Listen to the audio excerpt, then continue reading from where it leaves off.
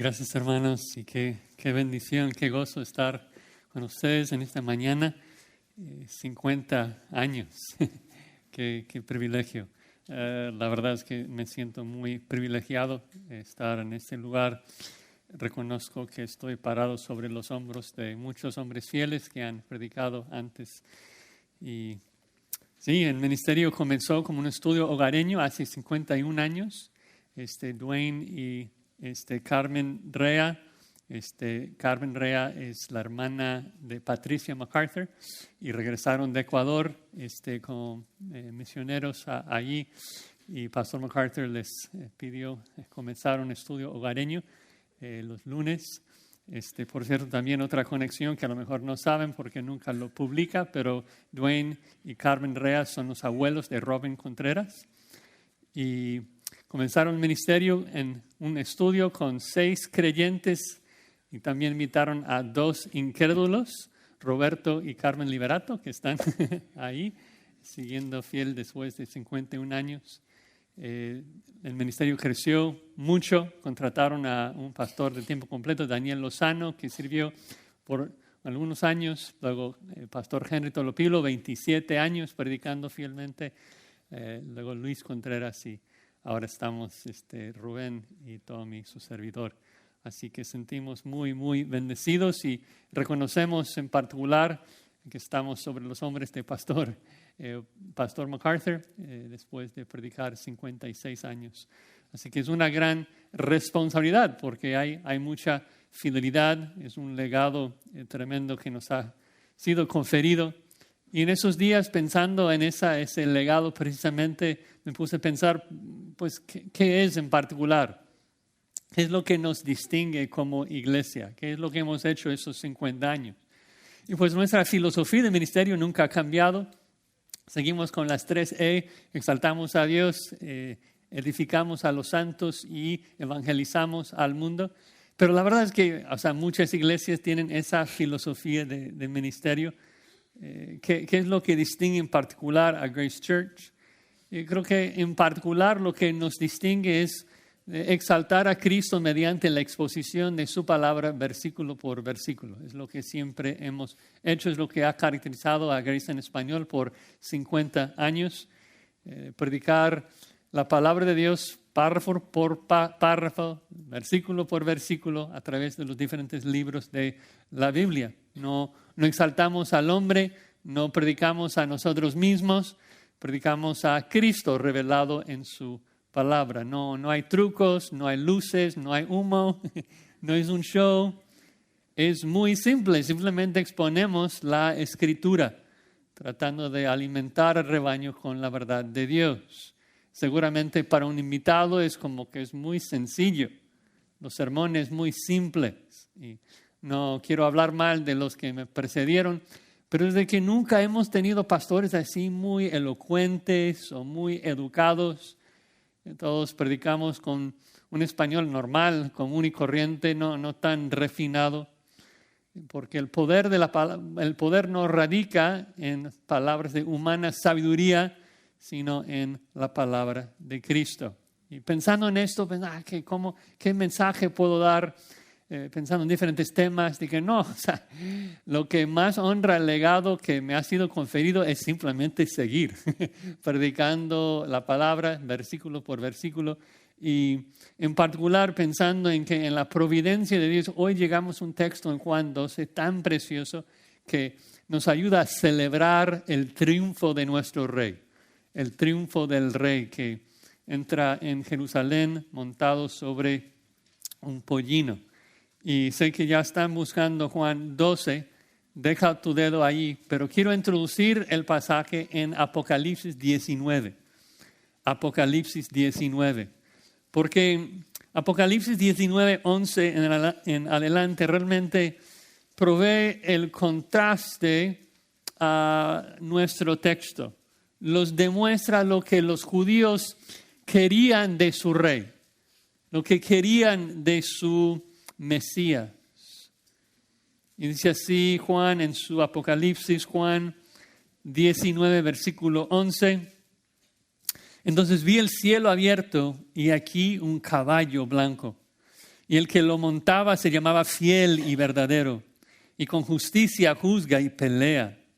Sus ojos eran como llama de fuego, y había en su cabeza muchas diademas, y tenía un nombre escrito que ninguno conocía sino él mismo. Estaba vestido de una ropa teñida en sangre, y su nombre es el Verbo de Dios.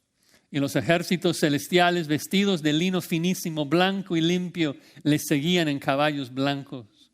De su boca sale una espada aguda para herir con ella a las naciones, y él las regirá con vara de hierro. Y él pisa el lagar del vino del furor y de la ira del Dios Todopoderoso.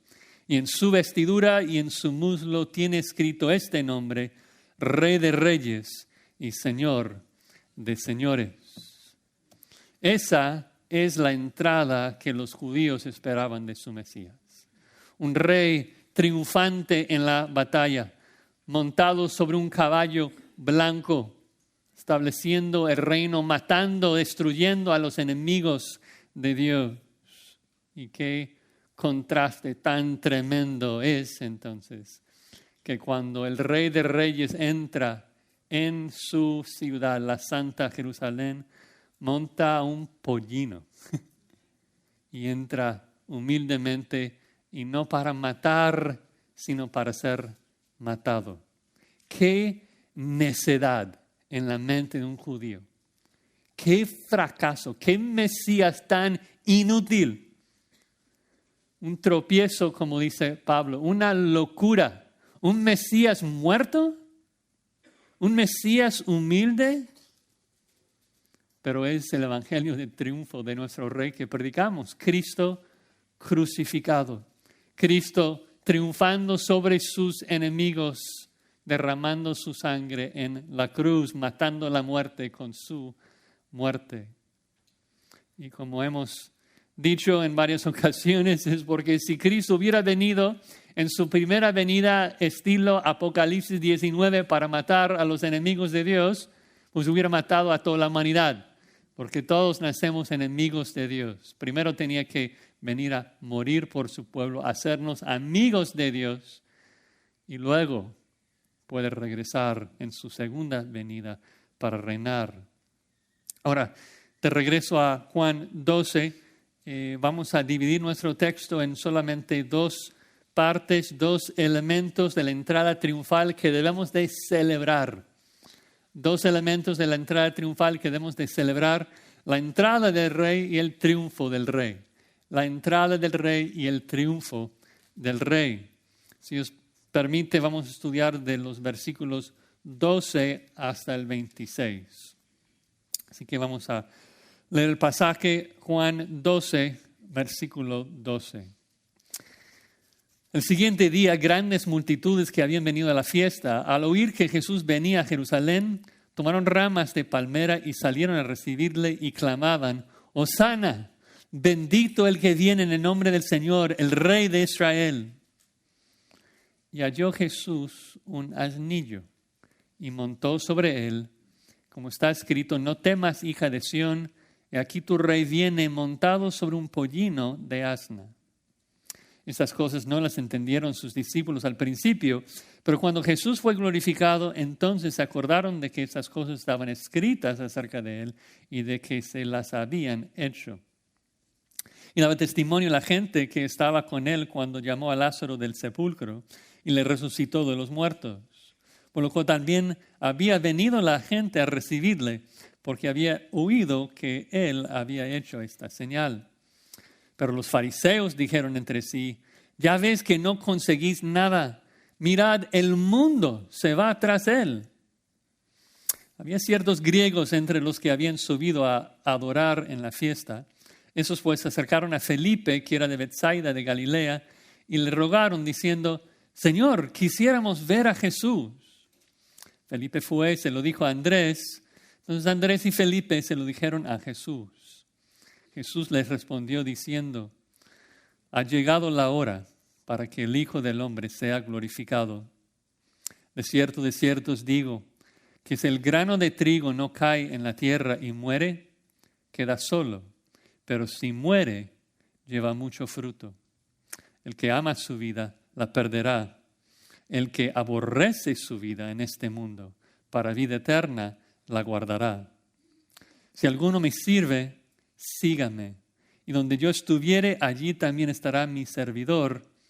Si alguno me sirviere, mi Padre le honrará.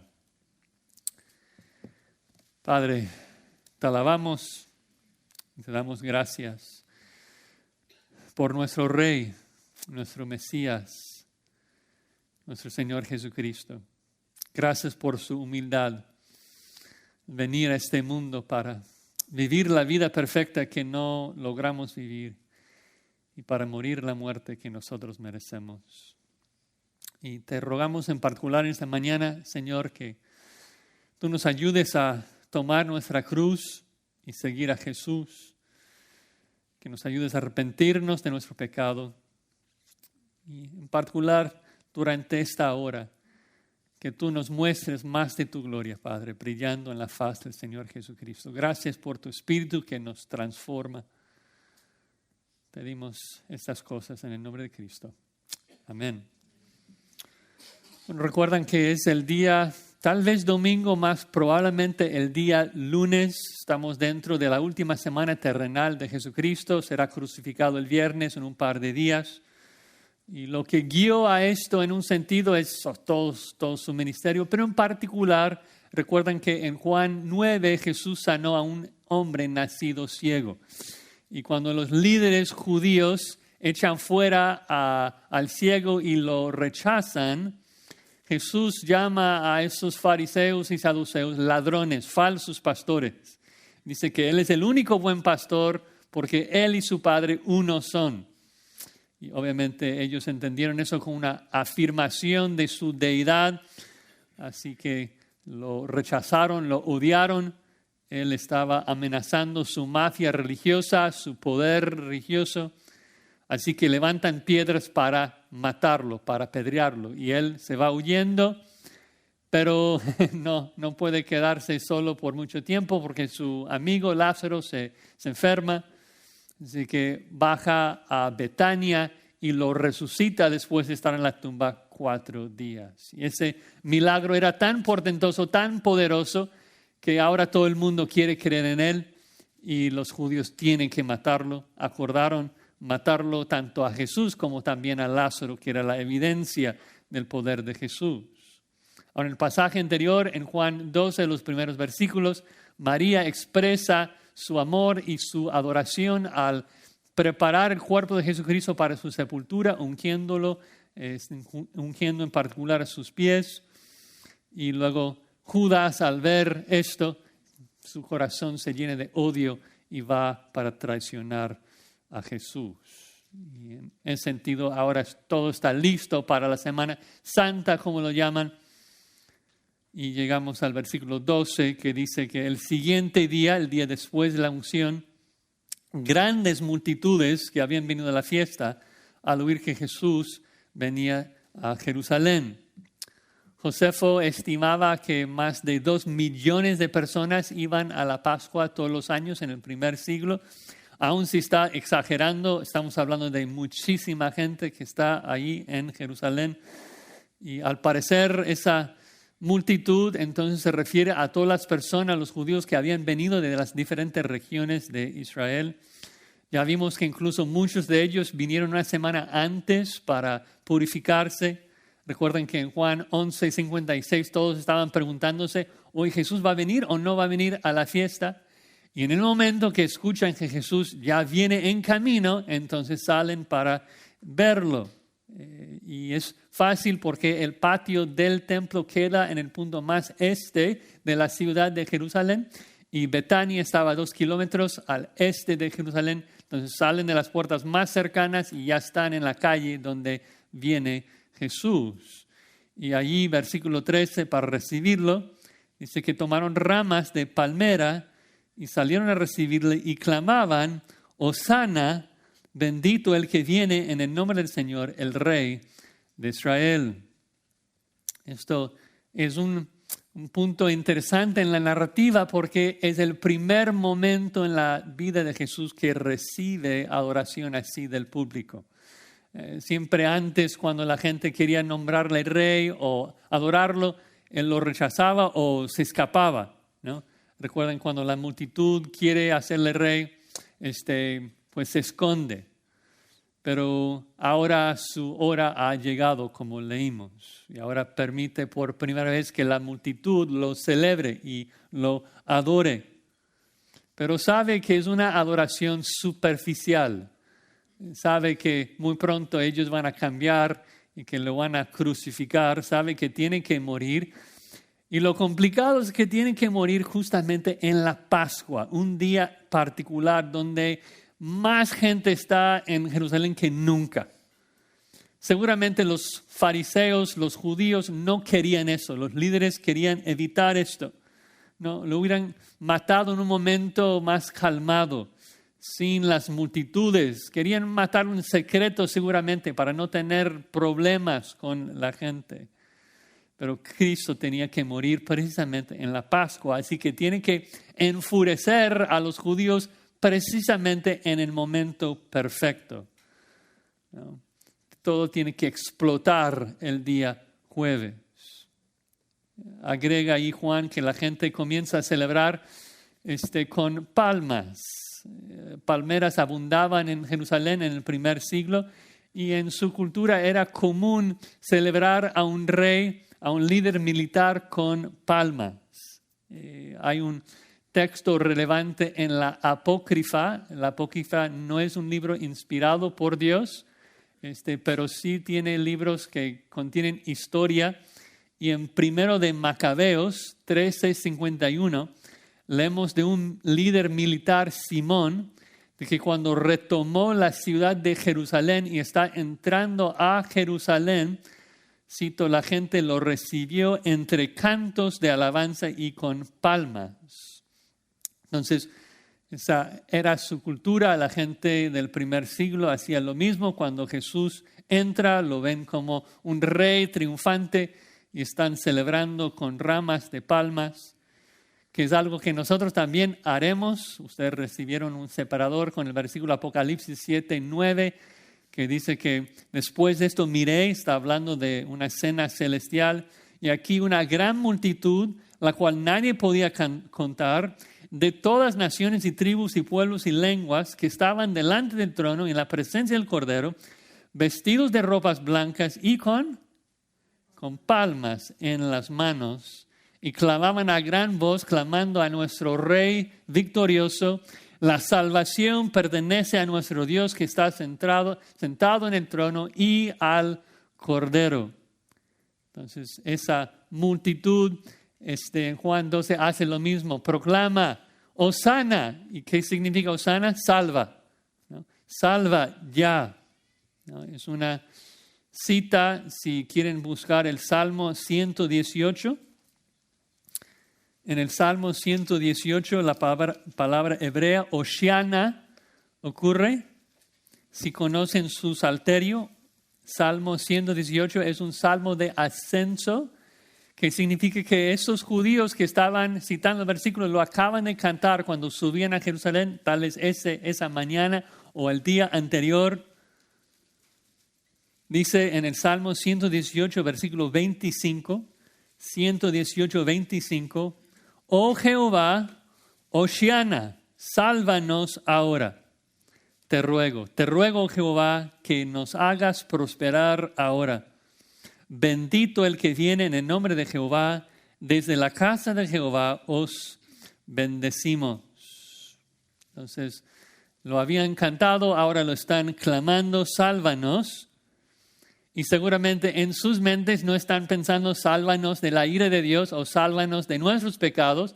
Están pensando en términos físicos de una victoria militar. Sálvanos, rescátanos de Roma, conquista el mundo para Israel, es lo que están pensando.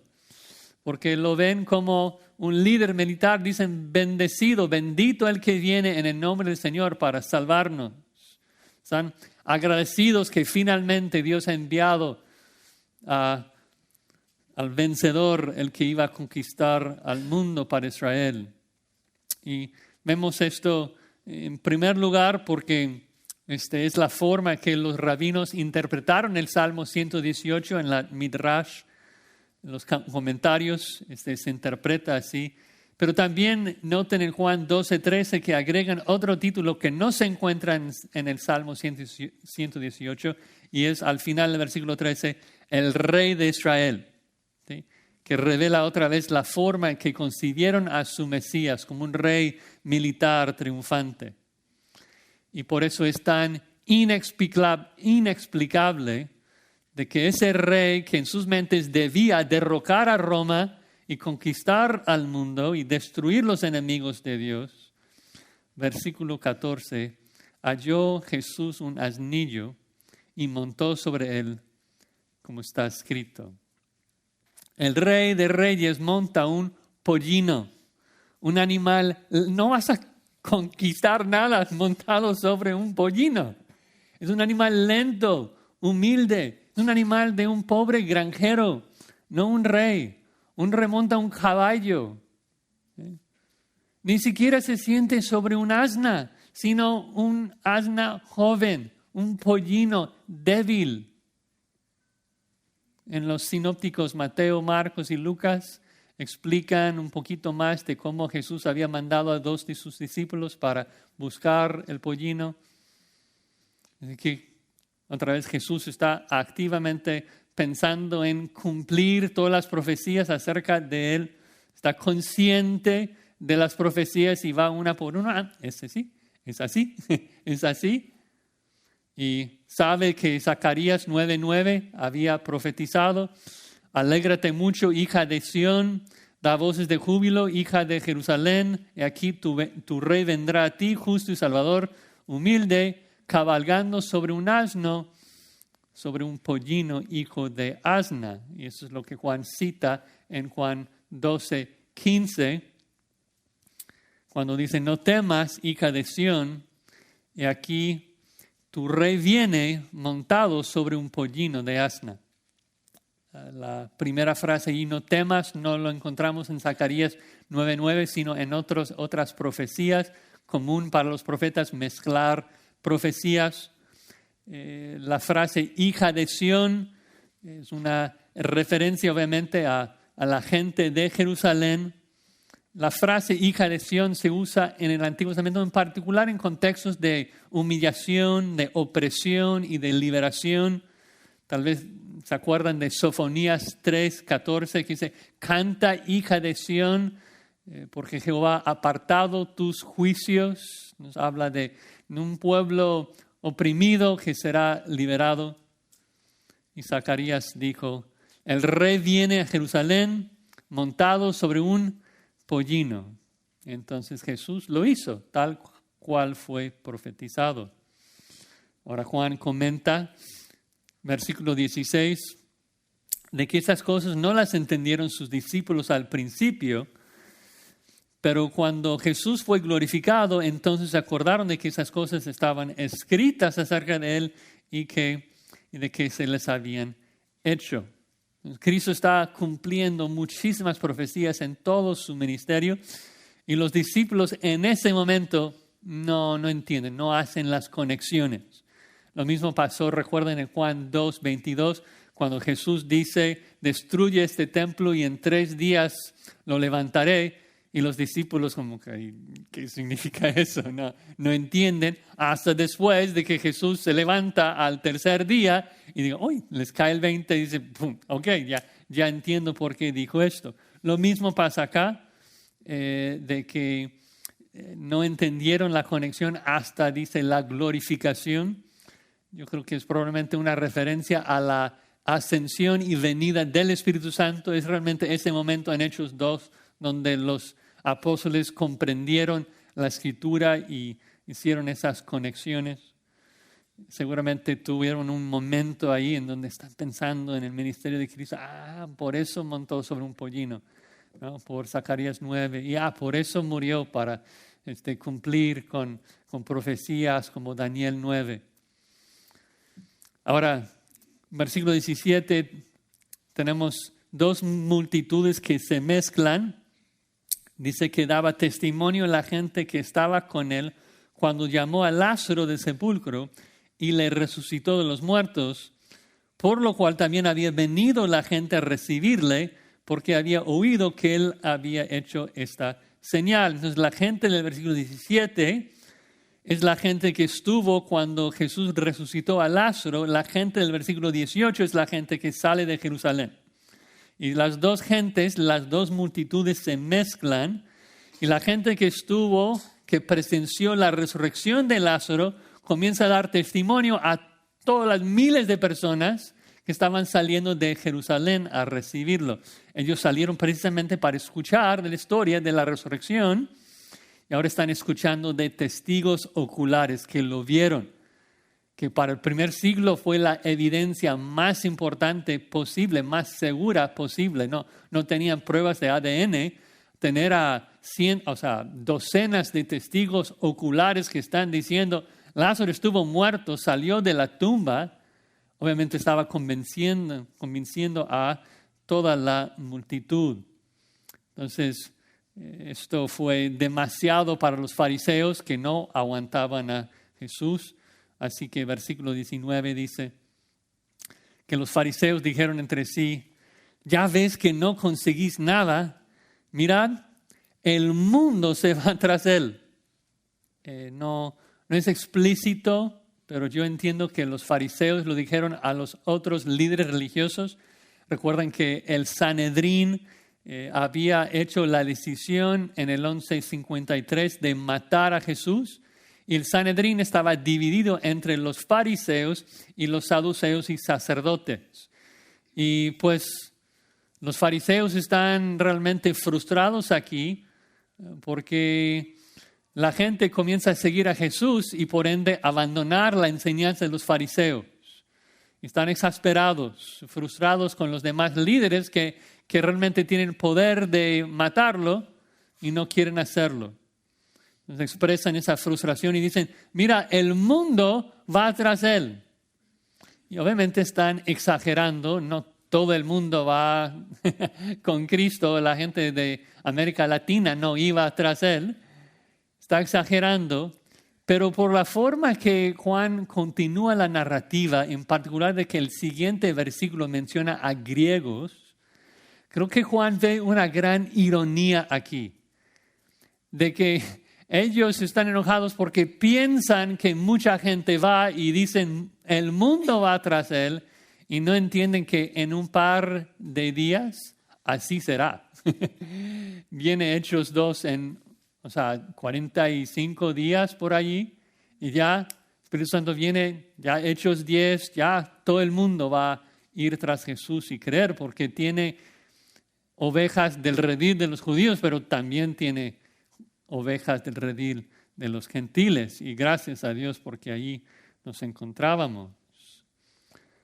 Entonces, ya vimos la entrada de nuestro rey, humilde, montado sobre un pollino, y pensando un poquito en cómo aplicar esto a mi vida, estaba pensando qué pena que esta multitud celebró a Cristo con todas sus fuerzas. ¿Por qué?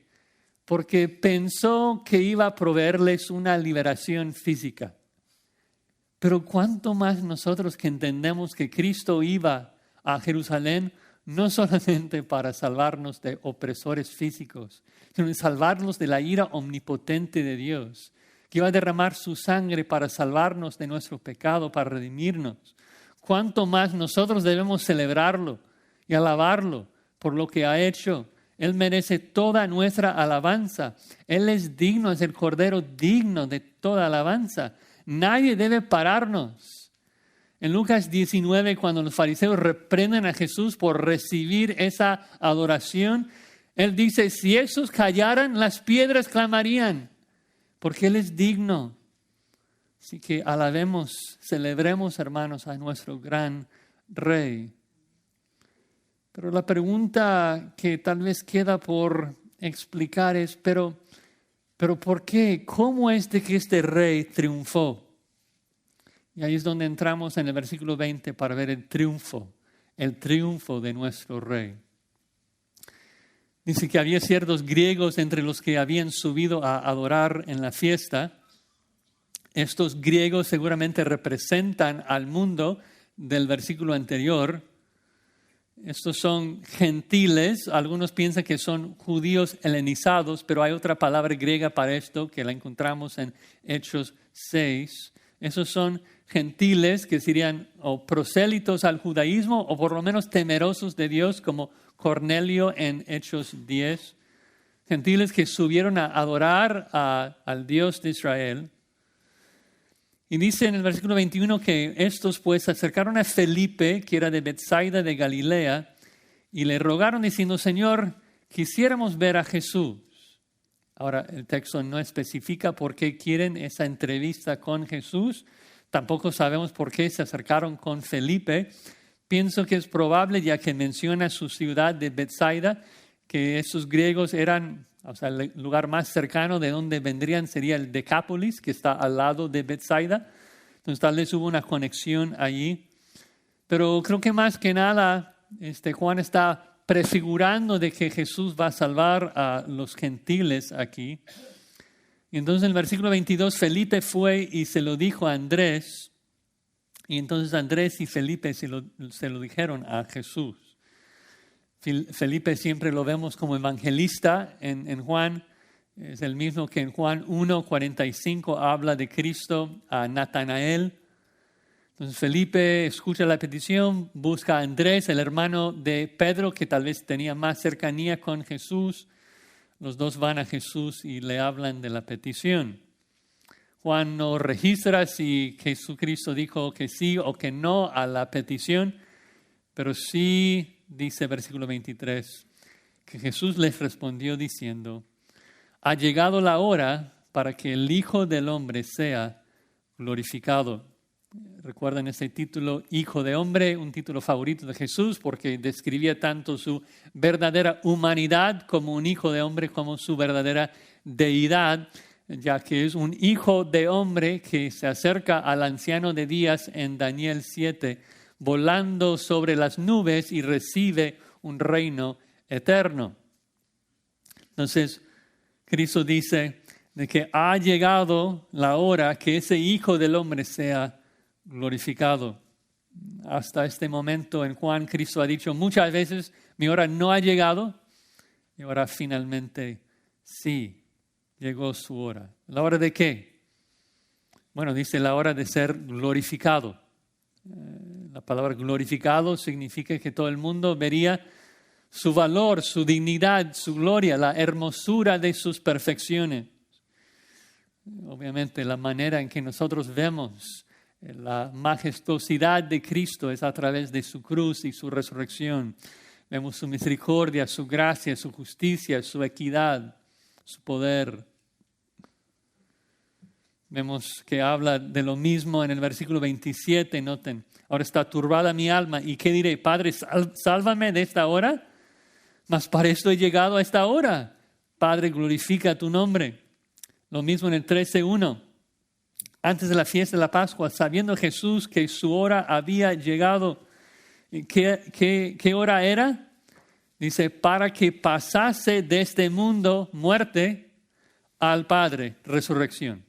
Está hablando de la glorificación de su muerte y resurrección. Y además de esto, creo que hay una conexión importante en el Antiguo Testamento. Si yo les preguntara, ¿cuál sería el pasaje en el Antiguo Testamento que más claramente predice la muerte del siervo sufriente y su resurrección? ¿Qué capítulo viene a su mente?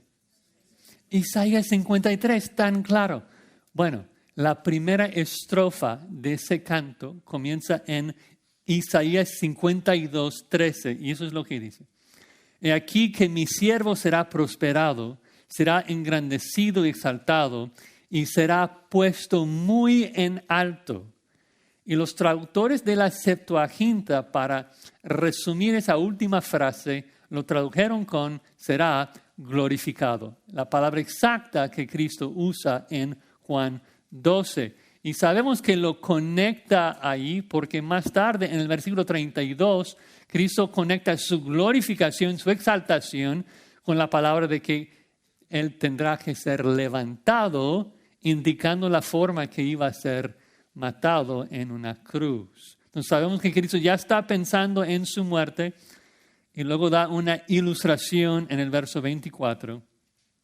De cierto os digo que si el grano de trigo no cae en la tierra y muere, queda solo. Pero si muere, lleva mucho fruto. De cierto, denota algo muy importante. Si un grano queda en la bolsa, si no cae en la tierra y muere, pues no tiene ningún uso. Es una semilla más en la bolsa, inútil, literalmente infructuoso. La única manera en que la semilla puede llevar fruto es si cae a la tierra y muere. Dices, ¿cómo que la semilla tiene que morir? Bueno, es de que tiene que ser enterrado, que figura la sepultura de Cristo. No es hasta que la semilla sea enterrada que su cáscara exterior se rompe y puede brotar y crecer y llevar fruto. Y esto, como dije, obviamente se refiere a la muerte y sepultura de Cristo, ¿no? La única manera en que podamos ver la gloria de Cristo para que pueda ser glorificado es si primero muere. Cristo triunfa por su muerte, venciendo la muerte con su muerte. Y lo más interesante aquí, porque en un sentido queremos solamente exaltar la muerte y la exaltación de Cristo y cómo Él es glorificado. Pero noten en el versículo 25, nos da una máxima, una regla que aplica a todos nosotros también. Es esto, versículo 25. El que ama su vida, la perderá. Y el que aborrece su vida en este mundo, para vida eterna, la guardará. Entonces, el mismo principio de que Cristo no será glorificado, sino primero antes muere, aplica a todo ser humano. Un principio que te aplica a ti y a mí. Es de que si vives para este mundo, si amas esta vida, la vas a perder. Si amas esta vida, la vas a perder. Obviamente la vas a perder en el infierno, en el juicio de Dios. Jesús usa la palabra perder en ese sentido, lo sabemos. Juan 3:15, el Hijo del Hombre tiene que ser levantado para que todo aquel que crea en Él no se pierda. Cristo explica en Juan 6 que la voluntad de Dios es de que Él no pierda ninguno de los suyos. Obviamente una referencia a la condenación. Si amas a esta vida, la vas a perder en el juicio.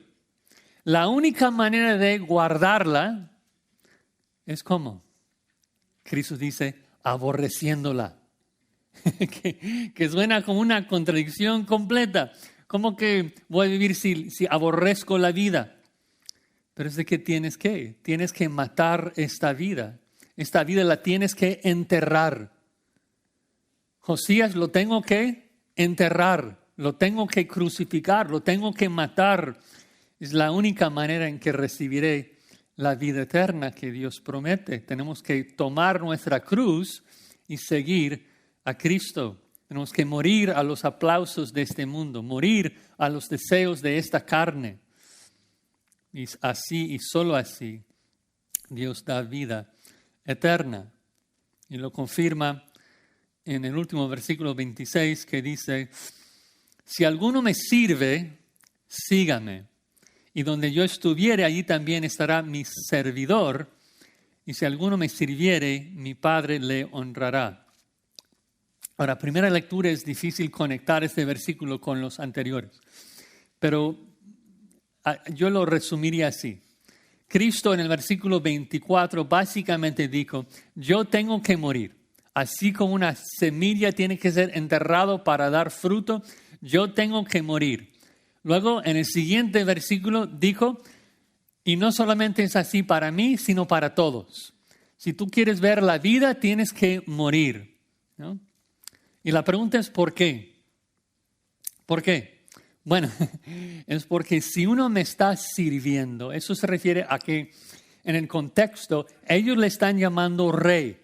Ellos quieren que sea su rey y eso significa que ellos quieren ser sus súbditos. Ellos quieren ser sus siervos. Y él contesta, entonces, si quieres ser mi siervo, si me quieres servir, ¿qué tienes que hacer? Tienes que seguirme, sígame. Ahora, la pregunta, ¿dónde se va él?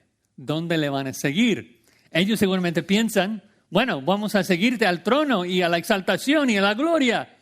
Y él diciendo, no, es que si tú quieres seguirme a mí, tienes que seguirme al Calvario. Tienes que seguirme a la cruz, tienes que seguirme a la muerte. ¿No? Por eso dice, y donde yo estuviere, allí también estará mi servidor. Y agrega, y donde yo voy, mi Padre también le honrará, que es hermoso, ¿no? Que demuestra el mismo principio que vemos a lo largo de toda la Escritura, de que si tomamos nuestra cruz y seguimos a Jesús en la muerte, que nosotros seremos honrados por el Padre exactamente o de manera similar a lo que pasó con Cristo. De que Cristo tomó su cruz y murió y por eso fue exaltado y glorificado. Y nosotros si seguimos a Cristo en la muerte, crucificamos al ego y seguimos y creemos en Cristo, el Padre también nos honrará con nuestra resurrección y nuestra glorificación. Tienes que pasar por la muerte, tienes que morir como la semilla antes de la glorificación. Pablo lo dice así en Filipenses 3:10. Dice que quiere conocer a Jesús. ¿Y cómo? Dice, y la participación de sus padecimientos, llegando a ser semejante a Él en su muerte, si en alguna manera llegase a la resurrección de entre los muertos. Primero la muerte, luego la resurrección. Colosenses 2:12 igual. Sepultados con Él en el bautismo, en el cual fuiste también resucitados con Él. Cristo es glorificado en su muerte. Sus seguidores también serán honrados por esa única manera, en su muerte. Aborreciendo esta vida, buscando los tesoros del venidero. Así, y solo así, vencemos con nuestro Rey triunfante. 50 años predicando la misma palabra. Es una bendición, un honor. Porque nuestra misión no ha cambiado. Nuestra misión es exaltar al gran Rey, el Cordero que merece nuestra adoración, nuestro Rey que ha triunfado. Y hemos visto en particular que ha triunfado y ha vencido por la forma tan humilde que entró en su ciudad, montado sobre un pollino, ¿no? Haciéndose hombre. Es el verbo de Juan 1, el verbo que estaba con Dios desde el principio, que era Dios, Dios eterno, que se hizo carne y vivió la vida perfecta que no podemos vivir y murió la muerte que merecemos. Es Él que debemos de seguir. Y así triunfó con su muerte.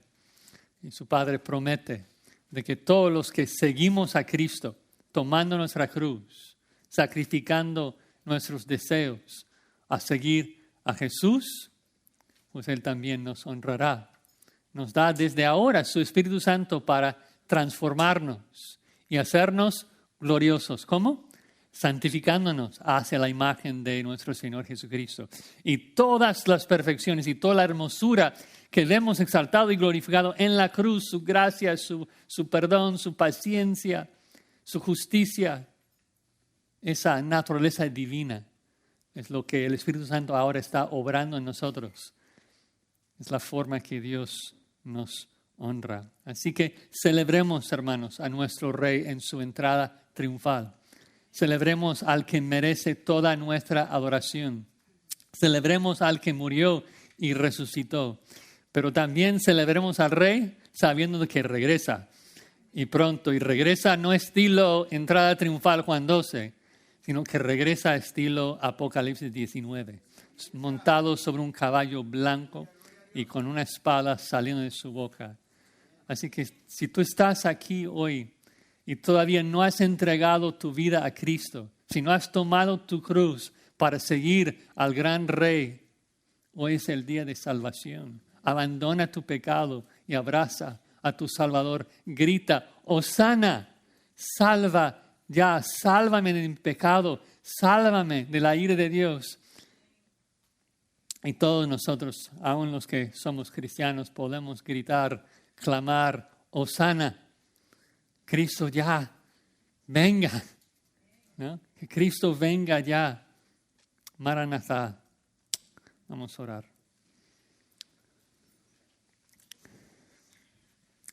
Padre, gracias por tu palabra que nos corrige. Nosotros estamos muy orgullosos y muchas veces no queremos seguir a Jesús en su humillación. No queremos matar al ego. Somos más como los fariseos, que queremos aferrarnos a nuestro pecado y nuestro control y nuestro poder. Y te suplicamos, Padre, que tu Espíritu Santo nos ayude a clavar a nuestra carne, a nuestras cruces y seguir a nuestro Rey,